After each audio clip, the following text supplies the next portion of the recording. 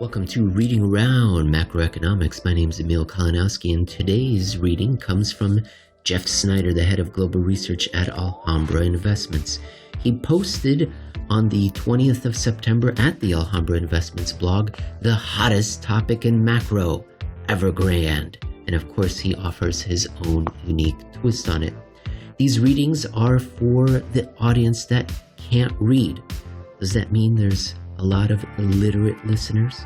Maybe, but it's specifically for those people who are busy doing real-life things, such as Dan Deckel, who, in the YouTube comments section, said, "Yes, can't read, nursing a baby."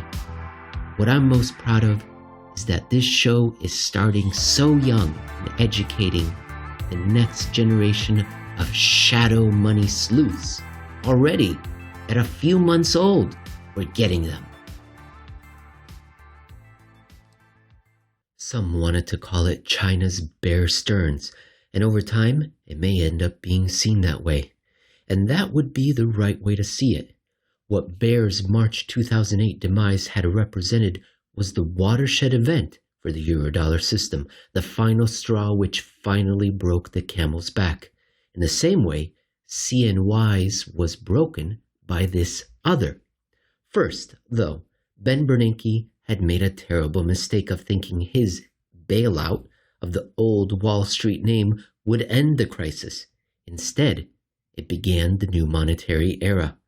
What followed from that inflection point wasn't just the worst planet-spanning financial crisis since the Great Depression. Having little to do with U.S. subprime mortgages, the global reserve monetary system, which had supported cooperation and legitimate prosperity throughout much of the world behind Eurodollar globalization, was cracked like Humpty Dumpty. All Greenspan's horses and all Bernanke's QEs could never have gotten it back together again. Instead, all the world's financial media failed to print poor Humpty's obituary. But in the early days of this monetary regime change, it had been assumed the chaos and nagging depressionary effects would only limit prospects across the developed world. Emerging markets were widely believed indestructible and bulletproof, even after the events of 2008 and early 2009. Mohammed El-Arian's new normal only applied to those places commonly believed directly impacted. Some would even claim that this was the opportunity for particularly China. They could use the crisis to rewrite the rules. Goodbye, King Dollar, for a new Chinese century. Europe and North America would be left behind as Asia and Latin America moved onward without them. Except, no. There had never been a genuine opening for something to replace the Eurodollar, not dollar, standard. Bear Stearns had delivered its fatal wound, but since no one realized how the global system actually worked, yes, I fully realize what I'm saying here, there was nothing plausibly available to take over from it, just one wasted QE after another. This meant the entire global economy, and all in it, would have to suffer the deflationary growth-destroying fallout at some point. It began to dawn in markets, not stocks, around the time of Eurodollar number 2, 2011 to 12. Europe might have been caught directly at the center of the crashairs, but the longer-run damage being done was just as potent and lasting as in these other parts in question, including China. For their part, the Chinese had reacted predictably to the original dollar shortage in that fateful summer following Bear.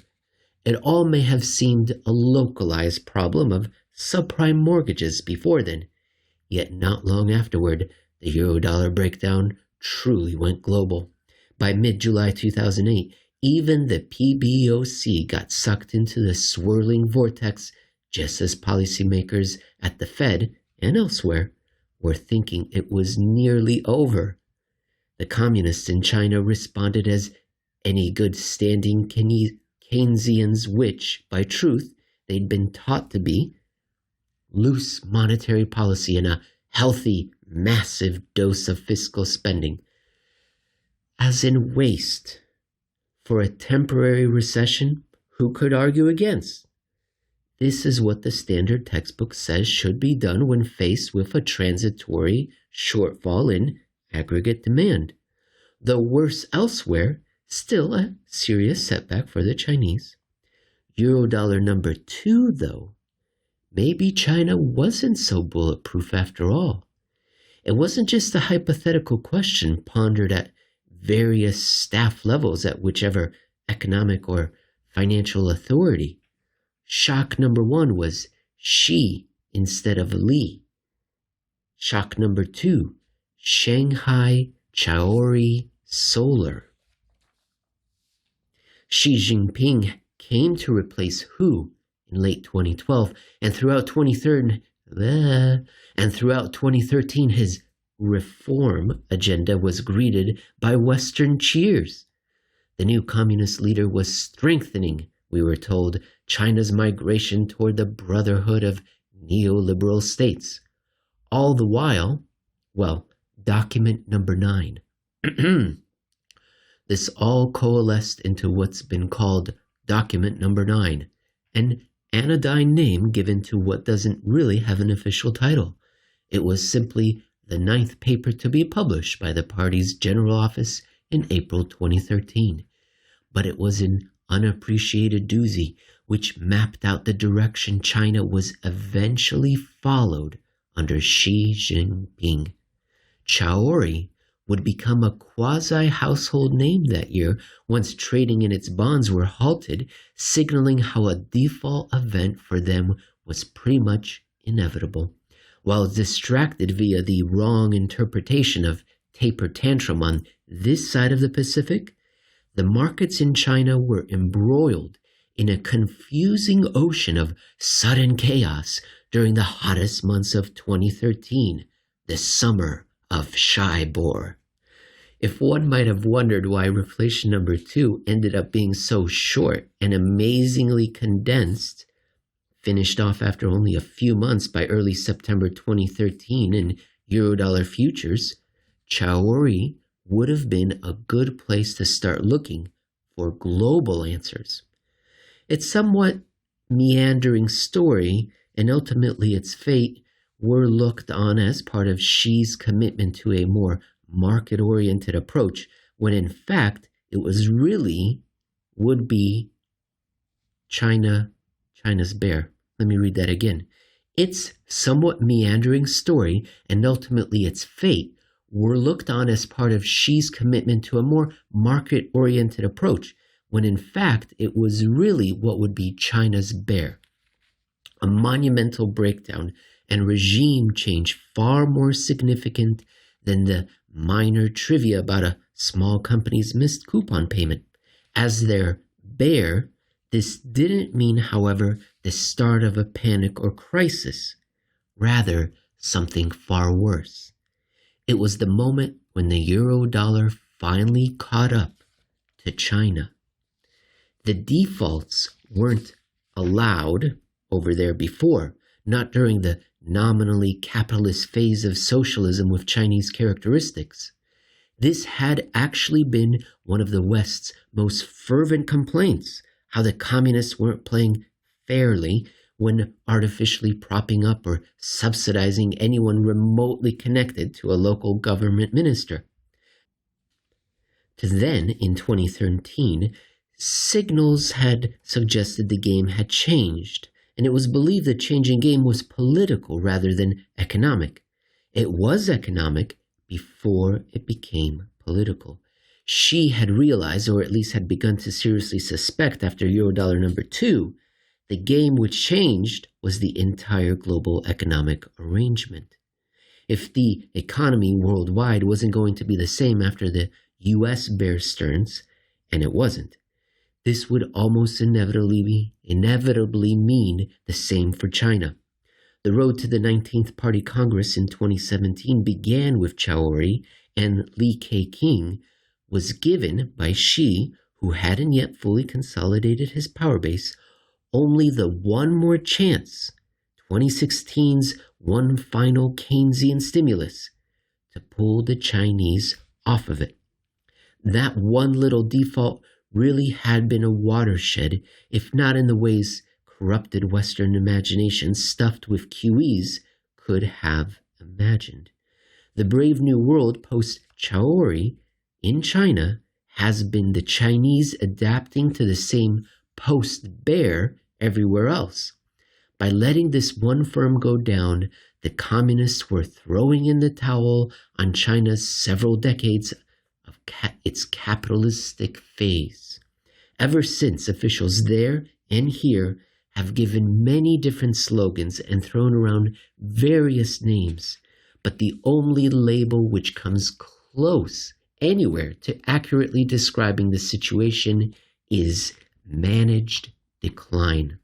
That, more than anything, is what Chaori had meant, announcing the transition to those able to interpret it properly, and why over time it has been nearly exactly like Bear Stearns. Now, Evergrande. Before this latest one, however, defaults had become more commonplace. Again, this consistent with managed decline rather than neoliberalism. As I keep writing, China is not going to ride to the world's reflationary rescue because there's no point if the global economy remains in the same post-Bear broken state. Here's an example of official policy in action from July of this year. China's corporate bond defaults have hit a record high this year, highlighting tightening credit conditions and a growing reluctance by regional governments to bail out troubled state-owned firms. Except again, no, not a growing reluctance at all. This is no new development catching authorities off guard. The Chinese economy, like the global economy, is in terrible shape. It hadn't recovered from the last one, the Great Recession, and there's every reason to believe we will all simply repeat the futility after this latest one, the COVID recession, as I have been writing since October 2017's 19th Congress. The Chinese have been working tirelessly to batten down the hatches rather than waste their time bothering to piece together rescues. Decline is near certain. Whether it can be sufficiently managed is the actual challenge which remains. Evergrande is a much bigger one, no doubt, but in some ways it has already been part of the plan. Authorities over in China will do whatever they must to maintain calm and order in the short run, the managed part of the managed decline, if only to keep the Chinese people and Western observers from realizing what's truly at stake, which is a hell of a lot more than potential short-term market disruption. Evergrande, therefore, isn't really their Lehman, because they've been working it out, generally speaking, for already 7.5 years since Chaori. To many, especially here outside of China, Evergrande will come as a shock, if only because they never realized what early 2014 had already proposed. Evergrande, therefore, comes as a shock in the context of 2021's growth scare. So much of the growth economists and central bankers have been counting on was supposed to be Chinese. Suddenly, seeing those chances through the lens of this property developer and how its fate looks a lot like Chaori, what little of recovery possibility gets dimmed that much more. Evergrande ain't something new, merely the biggest so far, making what it really represents, not inflation, that much harder to ignore. The world cannot be the same as it was before Bear, either one.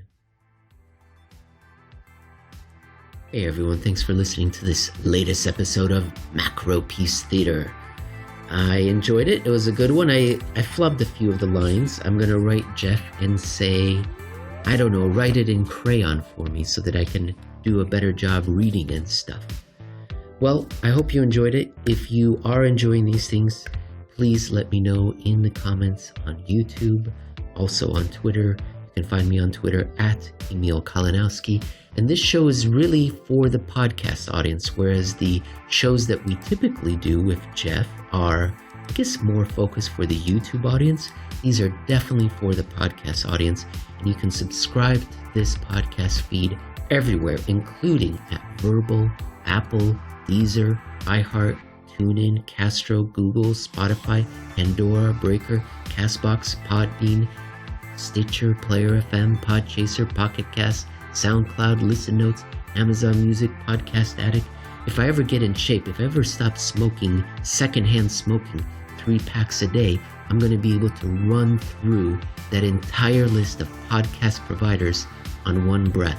Something to look forward to.